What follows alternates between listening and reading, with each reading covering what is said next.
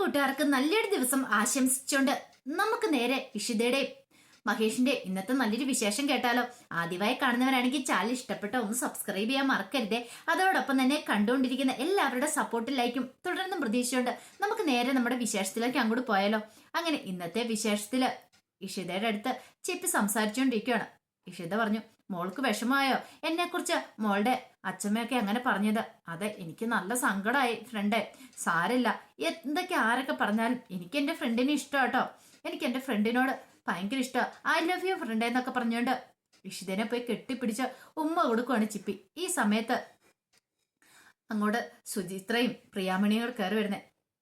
സുചിത്ര വന്നിട്ട് ചിപ്പിയോട് ചോദിച്ചു, സൗഖ്യമാണോ മോളെ എന്നൊക്കെ ചോദിക്കണം. തമിഴിലാണ് ചോദിക്കുന്നത്. ഇത് കേട്ടതും ചിപ്പി പറഞ്ഞു, സൗഖ്യ എന്ന് പറയാണ്.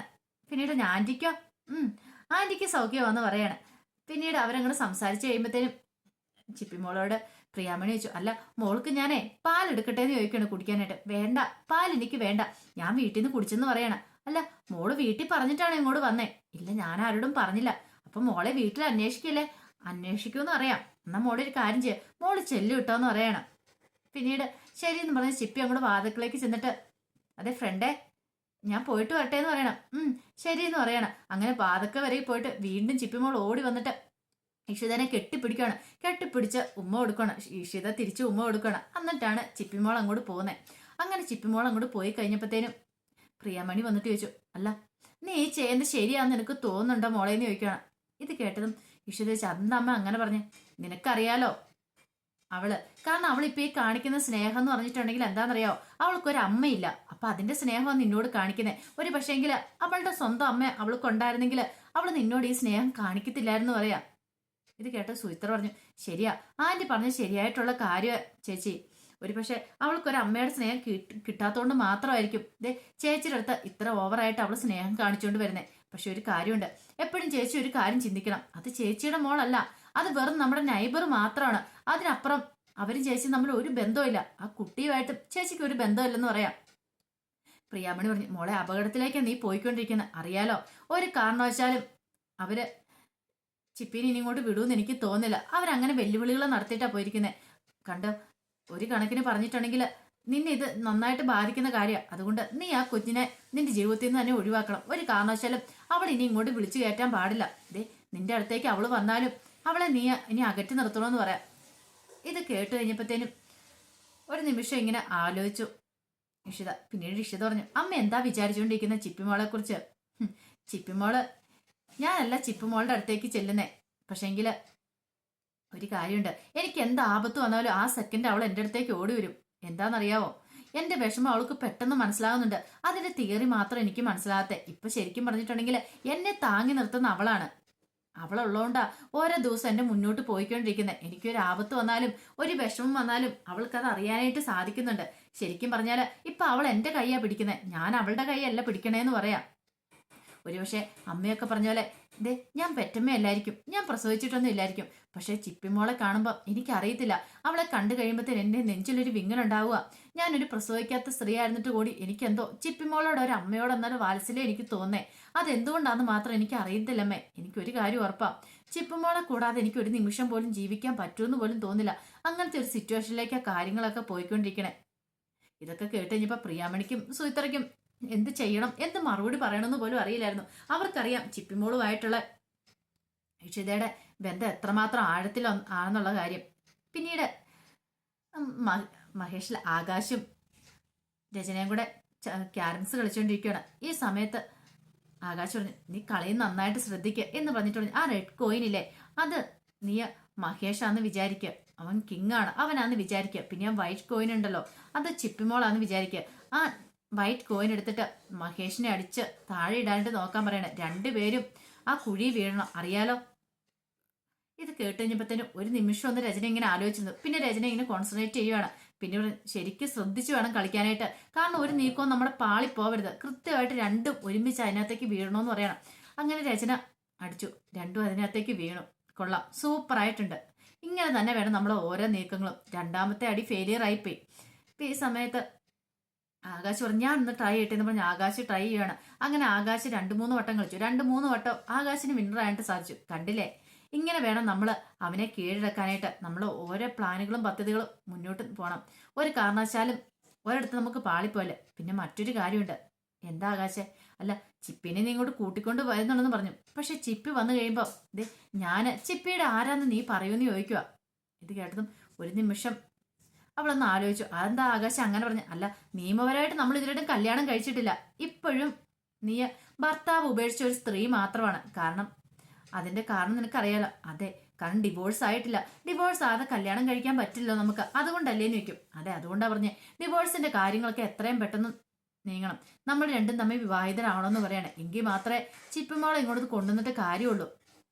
പിന്നെ അത് മാത്രമല്ല, ഇത് കൂടുതലായിട്ട് എന്തെങ്കിലും കാര്യങ്ങൾ ചെയ്യണം. അവൻ ഇതിൽ കൂടുതൽ നല്ലൊരു അടി കിട്ടണമെന്ന് പറയണം. അതെന്തടിയാ? അതൊക്കെയുണ്ട്. അത് നമുക്ക് എങ്ങനെയാലും നീക്കാൻ മതിയാവുള്ളൂ. അതിനുള്ള ആളിപ്പോൾ എന്താളും ഇങ്ങോട്ട് വരുമെന്ന് പറയണം. അങ്ങനെ അവരിയ്ക്കുന്ന സമയത്ത് അങ്ങോട്ട് മൃളാളിനി വരുവാണ്. അവള് വന്നു കഴിഞ്ഞപ്പോഴത്തേനും ആകാശ് പറഞ്ഞു, ആഹാ നമ്മുടെ ആള് വന്നല്ലോ എന്ന് പറയണം. അങ്ങനെ അവൾ അകത്തേക്ക് അങ്ങോട്ട് കയറി ഇരിക്കുവാണ്. പിന്നീട് ചോദിച്ചു, എന്താ സന്തോഷമായില്ലേ രജനിക്ക്? സന്തോഷമായില്ലേന്ന് അവള് ചോദിക്കുക. ഇത് കേട്ടൻ രചന പറഞ്ഞു, സന്തോഷമായെന്ന് പറയാം. ഇത് കേട്ടപ്പോഴത്തേനും മൃണാളിനി പറഞ്ഞു, ഇത് പോരാ, ഇത് കൂടുതൽ സന്തോഷം വേണ്ടേ നമുക്ക്? അവനയാളെ ഒന്നുകൂടെ ഒതുക്കണ്ടേന്ന് ചോദിക്കുകയാണ്. അല്ലിപ്പോ എന്താ പ്ലാൻ ചെയ്തിരിക്കുന്നത്?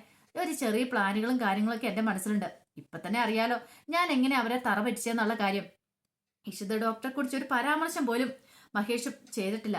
പക്ഷേങ്കില് രചനയെ കുറിച്ചാ പറയുന്നത്. ആ രചനയെ കുറിച്ച് പറഞ്ഞ സ്ഥലത്തെല്ലാം ഇഷിത എന്നുള്ള പേരാക്കിയ ക്യാമറയുടെ സഹായത്തോടെ ആക്കിയത്. അങ്ങനെ ഡോക്ടർ ഇഷിത തെറ്റിദ്ധരിച്ചാണ് ഈ കാര്യങ്ങളൊക്കെ വിളിച്ചു പറഞ്ഞിരിക്കുന്നത്. ആ കാര്യങ്ങളൊക്കെ എല്ലാവരുടെ മുന്നിൽ പറഞ്ഞിരിക്കുന്ന മീഡിയയ്ക്ക് മുന്നില്. പക്ഷെ ഒരു കാര്യമുണ്ട്, ഇതൊക്കെ അറിയുന്ന സമയത്ത് ഇനിയിപ്പം ഡോക്ടർ സത്യങ്ങളൊക്കെ അറിയില്ലേന്ന് ചോദിക്കണം. ഇഷിതേനെ കുറിച്ച് ഒന്നും പറഞ്ഞിട്ടില്ല മഹേഷ് എന്ന് അറിഞ്ഞു കഴിയുന്ന സമയത്തോ ഇത് കേട്ടതും പെട്ടെന്ന് രചന പറഞ്ഞു, അങ്ങനെ അറിഞ്ഞിട്ടുണ്ടെങ്കിൽ അത് പ്രശ്നമാവില്ലേന്ന് ചോദിക്കണം. പ്രശ്നമാകും. ഒരു പക്ഷേങ്കിൽ ഇഷിത ഡോക്ടർ പോയി മഹേഷിനോട് സോറി പറയായിരിക്കും എന്ന് പറയാം. ഇത് കേട്ടത് ആകാശം ഒരു കാരണവശാലും ഇഷിത ഡോക്ടർ അറിയാൻ പാടില്ല. കാരണം അവളെക്കുറിച്ച് ഒരു പരാമർശവും മഹേഷ് നടത്തിയിട്ടുള്ള കാര്യം. പക്ഷെ അതിനുമുമ്പ് നമ്മൾ എന്തെങ്കിലും കാര്യം ചെയ്തേ മതിയാവുള്ളൂ എന്ന് പറയണ കാര്യം ഒന്നുകൂടെ അങ്ങോട്ട് കൊഴിപ്പിക്കണം. ഒരു കാരണവശാലും ചിപ്പിമോളെ ഇനിയിപ്പം മഹേഷിന് കിട്ടരുത്. അങ്ങനെ കിട്ടാതിരിക്കണം. ആ സത്യങ്ങളൊക്കെ അറിയുന്നതിന് മുമ്പ് ചിപ്പിമോള് ഇവിടെ എത്തിയിരിക്കണം, നിങ്ങളുടെ കൈകളിലേക്ക് എത്തിയിരിക്കണമെന്ന് പറയണം. അല്ല, എന്തെങ്കിലും മൃണാളിനി പ്ലാൻ ചെയ്തിട്ടുണ്ടോ എന്ന് ചോദിക്കും. ഇത് കേട്ടപ്പത്തിനും ഉണ്ട്. ഇതിനകത്ത് ബാലാവകാശ കമ്മീഷൻ ഇടപെടണമെന്ന് പറയണം. ബാലാവകാശ കമ്മീഷനോ? അത് നടക്കുമോ? അതൊക്കെ നടത്തുന്ന കാര്യം ഞാൻ ഏറ്റു. നാളെ ഒരു വനിതാ പ്രവർത്തകരുടെ പ്രകടനം ഉണ്ടായിരിക്കും ഫ്ളാറ്റിലേക്കും മഹേഷിന്റെ ഓഫീസിലേക്കും. അതോടുകൂടിയിട്ട് ബാലാവകാശ കമ്മീഷൻ ഇടപെടും. ബാലാവകാശ കമ്മീഷൻ ഇടപെടണം. കാരണം കുഞ്ഞിനെ എന്റെ അമ്മയ്ക്ക് വിട്ടുകൊടുക്കണമെന്ന് പറഞ്ഞായിരിക്കും നാളെ പ്രകടനങ്ങളൊക്കെ നടക്കാൻ പോണേന്ന് പറയാം. ഇത് കേട്ടതും ആകാശിന്റെ രചനയ്ക്ക് ഭയങ്കര സന്തോഷമായി. പിന്നീട് രാത്രി ചിപ്പിമോള് പതിവ് പോലെ കിടക്കാൻ പോയി. ചിപ്പിമോള് കിടന്ന് മഹേഷിന്റെ ഒപ്പമാണ് കിടന്നുറങ്ങിയത്. അങ്ങനെ രാത്രി നല്ല സന്തോഷത്തോടുകൂടി ചിപ്പിമോള് കിടന്നുറങ്ങുകയാണ്. പിറ്റേ ദിവസം നേരം വെളുത്ത് കഴിഞ്ഞപ്പോഴത്തേനും മഞ്ജരി ചോദിച്ചു, അല്ല ചിപ്പിമോൾ എഴുന്നേറ്റില്ലേന്ന് ചോദിക്കും. ഇല്ല, എഴുന്നേറ്റില്ല, ഡാഡിയുടെ കൂടെ കിടന്ന് നല്ല ഉറക്കമാണെന്ന് പറഞ്ഞുകൊണ്ട് സ്വപ്നവല്ലി അങ്ങോട്ട് ചെല്ലുവാണ്. നോക്കിക്കഴിഞ്ഞപ്പോൾ ശരിയാ, നല്ല ഉറക്കമാണ്. അതെ, രണ്ടുപേരും ഇങ്ങനെ കിടന്നുറങ്ങിയാൽ മതിയോ? എഴുന്നേക്കുന്നില്ലേന്ന് ചോദിക്കും. പിന്നീട് ചിപ്പിമോൾ എഴുന്നേറ്റ് വരുവാണ്. ഡാഡിക്ക് ഗുഡ് മോർണിംഗ് ഒക്കെ പറഞ്ഞു. അതെ, ഗുഡ് മോർണിംഗ് ഡാഡി എന്നൊക്കെ പറഞ്ഞു. ശരി, എഴുന്നേറ്റ് വരാൻ പറഞ്ഞിട്ട് ചിപ്പിമോളെ എടുത്തോടെ അങ്ങോട്ട് വരുവാണ്. അങ്ങനെ ഹാളിലേക്ക് ചിപ്പിമോള് വന്നപ്പോഴത്തേനും അവിടെ രാമൻ ഇരിക്കുന്നുണ്ടായിരുന്നു. അതെ, ഗുഡ് മോർണിംഗ് അച്ചച്ചാന്നൊക്കെ പറയണം. അങ്ങനെ എല്ലാവർക്കും ഗുഡ് മോർണിംഗ് ഒക്കെ പറഞ്ഞു. ചിപ്പിമോള് ഭയങ്കര സന്തോഷത്തിലായിരുന്നു. പിന്നീട് മഹേഷ് പറഞ്ഞു, മോളുടെ കാര്യം ചെയ്യാം.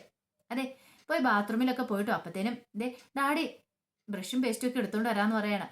അങ്ങനെ ബാത്റൂമിൽ പോയിട്ട് വന്നു കഴിഞ്ഞപ്പോഴത്തേനും ബ്രഷും പേസ്റ്റും ഒക്കെ എടുത്തോണ്ട് പല്ല് തേപ്പിക്കണം. പല്ല് തേപ്പിച്ച് കുളിപ്പിക്കുകയൊക്കെ ചെയ്തു. എല്ലാം മഹേഷ് തന്നെയാണ് ചെയ്തേ. കുളിപ്പിച്ച് കഴിഞ്ഞ് കുഞ്ഞിന് ഫുഡെല്ലാം വാരി കൊടുക്കുകയാണ്. അങ്ങനെ പോകാനുള്ള ഡ്രസ്സ്, സ്കൂളിലേക്ക് പോകാനുള്ള ഡ്രസ്സും എല്ലാ കാര്യങ്ങളും എല്ലാം ഇടിയിച്ച് മുടിയൊക്കെ ചീവി കൊടുത്തു. ഇതെല്ലാം കണ്ടു കഴിഞ്ഞപ്പോഴത്തേനും സ്വപ്നവലിക്കും മഞ്ജരിക്കും ഒക്കെ ഭയങ്കര സന്തോഷമായി. പിന്നീട് പോകുന്ന സമയത്ത് ഡാഡിയുടെ കവിളിലേക്ക് ഉമ്മ കൊടുക്കുകയാണ്. അതെ, ഇനി എന്നും ഡാഡി ഇങ്ങനെ ആയിരിക്കും കിട്ടുമെന്ന് എന്ന് പറയണം. പ്രോമിസ് ആണല്ലോ അല്ലേ? പ്രോമിസ് ആന്ന് പറയണം. അങ്ങനെ മഹേഷ് ഓഫീസിലേക്ക് പോകാനായിട്ട് അങ്ങോട്ട് താഴേക്ക് ഇറങ്ങി വരുവാണ്. അങ്ങനെ താഴേക്ക് ഇറങ്ങി വരുമ്പോഴാണ് ഇഷിത ഡോക്ടർ അവിടെ നിൽക്കുന്നുണ്ട്. പെട്ടെന്ന് ഡോക്ടർക്ക് ഒരു കോള് വരുവാണ്. ഡോക്ടർ കോള് വിളിച്ചുകൊണ്ടിരിക്കുന്ന സമയത്താണ് അത് സംഭവിക്കുന്നത്. കുറെ വനിതാ പ്രവർത്തകർ അങ്ങോട്ട് വരുവാണ്. ബാലാവകാശ കമ്മീഷന് ഈ കേസ് വിടുക, മഹേഷിന്റെ കയ്യിൽ നിന്ന് കുഞ്ഞിനെ അതിന്റെ അമ്മയ്ക്ക് വിട്ടുകൊടുക്കുക എന്നൊക്കെ പറഞ്ഞുകൊണ്ട് കുറെ പ്രകടനങ്ങളൊക്കെ നടത്തിക്കൊണ്ട് വലിയ ബാനറൊക്കെ വലിച്ചു കിട്ടി കുറച്ച് പ്രവർത്തകരും അങ്ങോട്ട് വരുവാണ്. അതെല്ലാം ആകാശിന്റെ പരിപാടിയായിരുന്നു. ആകാശ് ചെയ്യിച്ചായിരുന്നു ഈ കാര്യങ്ങളൊക്കെ. പെട്ടെന്ന് എന്ത് ചെയ്യണമെന്ന് ഒരു നിമിഷം മഹേഷിന് അറിയത്തില്ല. ഈ ഒച്ചപ്പാടും വേളം കേട്ടോണ്ട് സ്വപ്നവല്ലി അങ്ങോട്ട് ഇറങ്ങി വരുവാണ്. സ്വപ്നവലിയെ കണ്ടു കഴിഞ്ഞപ്പോഴത്തേനും അതിലൊരാൾ ഇങ്ങോട്ട് വന്നിട്ട് പറഞ്ഞു, നേതാവെന്ന് തോന്നുന്ന സ്ത്രീ വന്നിട്ട് പറഞ്ഞു, അതെ നിങ്ങളുടെ മകനോട് മര്യാദയ്ക്ക് അതിന്റെ അമ്മയ്ക്ക് കുഞ്ഞിനെ വിട്ടുകൊടുക്കാൻ പറ, അല്ലെങ്കിൽ ഇത് പ്രശ്നമാവും, ബാലാവകാശ കമ്മീഷന് കേസെടുക്കുമെന്ന് പറയണം. ഇത് കേട്ടോണ്ട് നിന്ന മഹേഷിന് എന്ത് ചെയ്യാനും നടത്തില്ല. മഹേഷ് പറഞ്ഞു, എന്റെ കുഞ്ഞിനെ നോക്കാനായിട്ട് എനിക്കറിയാം, നിങ്ങളുടെ കൂടുതൽ ഒത്താശയൊന്നും വേണ്ടെന്ന് പറയാണ്. ഇത് കേട്ട് കഴിഞ്ഞാൽ ആ സ്ത്രീ പറഞ്ഞു, എന്ത് ചെയ്യണം ഞങ്ങൾ കാണിച്ചു തരാന്നൊക്കെ പറഞ്ഞ് വെല്ലുവിളിക്കുകയാണ് മഹേഷിനെ. പിന്നീട് അവരങ്ങോട്ട് മാറിപ്പോയിട്ട് ആകാശിനെ ഫോൺ ചെയ്യാണ്. അതെ ആകാശ് സാറ് പറഞ്ഞ പോലെയൊക്കെ കാര്യങ്ങൾ നടത്തിയിട്ടുണ്ടെന്ന് പറയാം. എല്ലാം ഓക്കെ ആണല്ലോ, എല്ലാം ഓക്കെയാ, ഒരു കുഴപ്പമില്ലെന്ന് പറയണം. അതെ ഒരു കാര്യം ശരിക്കും ഒന്നുകൂടെ അങ്ങോട്ട് വിരട്ടി വിട്ടാരെ. അത് മാത്രമല്ല അയാളുടെ ഓഫീസിന് മുന്നിൽ പ്രകടനം നടത്തിയേക്കാൻ പറയണം. അതൊക്കെ ഞങ്ങൾ ഏറ്റെന്ന് പറയണേ. ഈ സമയത്ത് വിവേകിന്റെ കോള് വരുവാണ് മഹേഷിന്റെ ഫോണിലേക്ക്. അതെ മഹേഷ് ഏട്ടാ, ഇവിടെ കുറച്ച് വനിതാ പ്രവർത്തകർ ഒന്ന് പ്രകടനം നടത്തുമെന്ന് പറയും. ശരി ശരി, ഞാനിപ്പോൾ അങ്ങോട്ട് വന്നേക്കാം, നീ ഫോൺ വെച്ചോളാൻ പറയണം. ആ സമയത്ത് ഇഷിത അവിടെ നിൽക്കുന്നുണ്ട്. ഇഷിതയ്ക്കാണ് ഒരു നിമിഷം എന്ത് ചെയ്യണമെന്ന് അറിയത്തില്ല. പെട്ടെന്ന് മഹേഷ് അങ്ങോട്ട് വന്നു ഇഷിതയുടെ അടുത്തേക്ക്. എന്നിട്ട് നീ ജയിച്ചെന്നാണോ നീ കരുതുന്നത്? ഒരിക്കലും ജയിച്ചിട്ടില്ല. ഒരു കാര്യം ഞാൻ പറഞ്ഞേക്കാം, എൻ്റെ കുഞ്ഞിനെ എനിക്ക് നഷ്ടപ്പെട്ടിട്ടുണ്ടെങ്കിൽ എനിക്ക് സഹിക്കാൻ പറ്റില്ല, ഏതറ്റം വരാൻ പോകാൻ ഞാൻ തയ്യാറാവും, വേണ്ടി വന്നാൽ നിന്നെ കൊന്നു കളയുമെന്ന് പറയാണ്. ഇതും പറഞ്ഞിട്ട് മഹേഷ് കാറിലേക്ക് അങ്ങോട്ട് കയറി പോവാ. ഈ സമയം ആകാശിനെ മൃളാണിനെ വിളിച്ചിട്ട് പറഞ്ഞു, ഇതേ മഹേഷ് പറഞ്ഞ പോലെ കാര്യങ്ങളൊക്കെ സെറ്റ് ചെയ്തിട്ടുണ്ട്, കുറച്ച് പൈസ ചിലവുള്ള കാര്യങ്ങളാന്ന് പറയണം. എല്ലാം ഓക്കെ, പൈസയുടെ കാര്യം കൊടുത്തിട്ട് മൃളാണിനെ ഒരു വിഷമം മൃളാണിക്ക് വേണ്ട, കാര്യങ്ങളെല്ലാം സെറ്റ് ആയിക്കോളാൻ പറയണം. പിന്നീട് ഹസീന ഹോസ്പിറ്റലിലേക്ക് വരുവാണ്. ഹസീന ഹോസ്പിറ്റലിലേക്ക് വന്നിട്ട് നേഴ്സിനോട് ചോദിച്ചു, അല്ല ഡോക്ടർ ഇഷിത വന്നിട്ടുണ്ടോ എന്ന് ചോദിക്കും. ഇല്ല വന്നിട്ടില്ല, ഇന്ന് ലീവാണോന്ന് ചോദിക്കും. ലീവല്ല, കുറച്ച് കഴിയുമ്പത്തേനും വരുമെന്ന് പറയണം.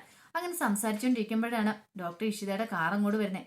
അങ്ങനെ ഇഷിത ഡോക്ടർ ഇറങ്ങി വന്നു കഴിയുമ്പത്തേനും ഹസീന അങ്ങോട്ട് ചെല്ലുവാണ്. ഡോക്ടർ എന്താ കാര്യം? എനിക്ക് ഡോക്ടറെ വെച്ച് സംസാരിക്കാണെന്ന് പറയും. വാ കയറി വരാൻ പറഞ്ഞുകൊണ്ട് ഇഷിത ഹസീനയും കൂടെ അങ്ങോട്ട് പോകണം. അല്ല എന്താ പറയാനുള്ള കാര്യം എന്താന്ന് ചോദിക്കണം. അല്ല കഴിഞ്ഞ ദിവസം ഡോക്ടർക്ക് അറിയാലോ, ഡോക്ടർ എൻ്റെ ചക്കിമോളെ കൊണ്ട് പോയത്. എനിക്ക് ആകെപ്പാടെയുള്ള എൻ്റെ ആശ്രയം ചക്കിമോളാണ്. അതെ ശോഭിക്ക് അങ്ങനെയൊക്കെ സംഭവിച്ചാലും ഞാൻ ജീവിക്കുന്ന പോലെ അവൾക്ക് വേണ്ടിയിട്ടാണ്. ദൈവത്തെ ഓർത്ത് ഇനി ഞങ്ങളിങ്ങനെ ഉപദ്രവിക്കലെന്ന് പറയാം. ഇത് കേട്ടതും ഇഷത്ത് ചോദിച്ചു, എന്തൊക്കെയാ ഹസീനെ പറയണമെന്ന് ചോദിക്കണം. അതെ എൻ്റെ കുഞ്ഞിനെ കൂടെ നഷ്ടപ്പെടാൻ എനിക്ക് പറ്റില്ല എന്ന് പറയണം. നിങ്ങൾ എന്തൊക്കെയാ ഇങ്ങനെ വിചാരിച്ചിരിക്കുന്നത്? അതെ ശോഭി ഒരു തെറ്റും ചെയ്തിട്ടില്ല. അതെ ശോഭിക്ക് കുഞ്ഞിനെ കാണാൻ ആഗ്രഹമുണ്ട്, അതുകൊണ്ട് മാത്രം അവന്റെ നിരപരാധം എന്താണ് അധികം വൈകാതെ തന്നെ നിനക്ക് ബോധ്യപ്പെടുമെന്ന് പറയാം. ഇത് കേട്ട ഹസീന പറഞ്ഞു, അതെ ഡോക്ടർക്ക് അറിയത്തില്ലാഞ്ഞിട്ടാ, ശോഭി ഭയങ്കര പോരാളിയായിരുന്നു വിരാളിയായിരുന്നൊക്കെയല്ല ഡോക്ടർ പറയുന്നത്. അതൊക്കെ ശരി തന്നെയാണ്, ശോഭയോടൊപ്പം തന്നെ നിന്ന ആളാണ് ഞാൻ. കാരണം ശോഭി എന്നും അഴിമതിക്കെതിരെ പോരാടിയിട്ടുള്ളെന്ന് പറയണം. അതുപോലെ തന്നെ ഞാനും അങ്ങനെ തന്നെയായിരുന്നു, ശോഭയോടൊപ്പം കട്ടയ്ക്ക് സപ്പോർട്ട് ചെയ്യുന്നത്. കാരണം ശോഭയെ എതിർക്കാനായിട്ട് ഒത്തിരി ആൾക്കാർ ശ്രമിച്ചിട്ടുണ്ടായിരുന്നു, പക്ഷെ അതിലൊന്നും ശോഭ വീണ് കൊടുത്തില്ല. അതുപോലെ തന്നെയായിരുന്നു ഞാൻ, ശോഭയോടൊപ്പം എന്തിനും ഏതിനും കൂട്ടുന്ന ഒരാളാണ് ഞാൻ. കാരണം എനിക്കും ഇഷ്ടമില്ലാത്ത കാര്യങ്ങളായിരുന്നു ഇങ്ങനെയൊക്കെ. പക്ഷെങ്കിൽ ശോഭ ഒരു തെറ്റ് ചെയ്തു, ആ പെണ്ണിനെ പീഡിപ്പിച്ച്, അതൊരിക്കലും ശരിയായ കാര്യമാണെന്ന് ഡോക്ടർക്ക് തോന്നുന്നുണ്ടോ എന്ന് ചോദിക്കുക. ഇത് കേട്ട് ഇഷിത പറഞ്ഞു, ശോഭി അങ്ങനെ പീഡിപ്പിച്ചെന്ന് ഹസീന ഇപ്പോഴും വിശ്വസിക്കുന്നുണ്ടോ എന്ന് ചോദിക്കും. ഒരു ഡോക്ടറായി എനിക്ക് ഒരിക്കലും അങ്ങനെ വിശ്വസിക്കാൻ പറ്റുന്നില്ല. കാരണം ശോഭിനെ കുറച്ച് നാളത്തെ പരിചയം മാത്രമേ എനിക്കുള്ളൂ. പക്ഷെ എനിക്കൊരു സത്യം അറിയാം, ഒരിക്കലും ശോഭി അങ്ങനെ ചെയ്യത്തില്ലെന്ന് പറയാണ്. ഇത് കേട്ട് കഴിഞ്ഞപ്പോഴത്തേനും ഹസീന പറഞ്ഞു, ഡോക്ടർക്ക് അറിയത്തില്ല, ശോഭി പക്ഷെ നല്ലവനായിരിക്കും, അഴിമതിക്കെതിരെ പോരാടുന്നവനൊക്കെ ആയിരിക്കും, പക്ഷേങ്കിൽ അയാൾ പീഡിപ്പിച്ച ആ പെൺകുട്ടിയെക്കുറിച്ച് ഡോക്ടർക്കൊന്നും അറിയത്തില്ലെന്ന് പറയണം. ഇത് കേട്ട് കഴിഞ്ഞപ്പോഴത്തേനും ഇഷിത ഇങ്ങനെ ഒരു നിമിഷം ഇങ്ങനെ ഹസീനെ തന്നെ നോക്കിയിരിക്കുകയാണ്. എന്തോ വലിയ രഹസ്യങ്ങളൊക്കെ അവൾ ഹസീനയ്ക്ക് അറിയാന്നുള്ള കാര്യം ഇഷിതയ്ക്ക് മനസ്സിലായി. അപ്പൊ അതിന്റെ വിശേഷങ്ങളൊക്കെ എന്നാ കണ്ടേ. ഇതിന്റെ ബാക്കി വിശേഷങ്ങളുമായിട്ട് വൈകുന്നേരത്തെ പ്രൊമോയി വരാട്ടോ. അപ്പൊ എല്ലാവരും മറക്കാതെ കയറി കാണണേ.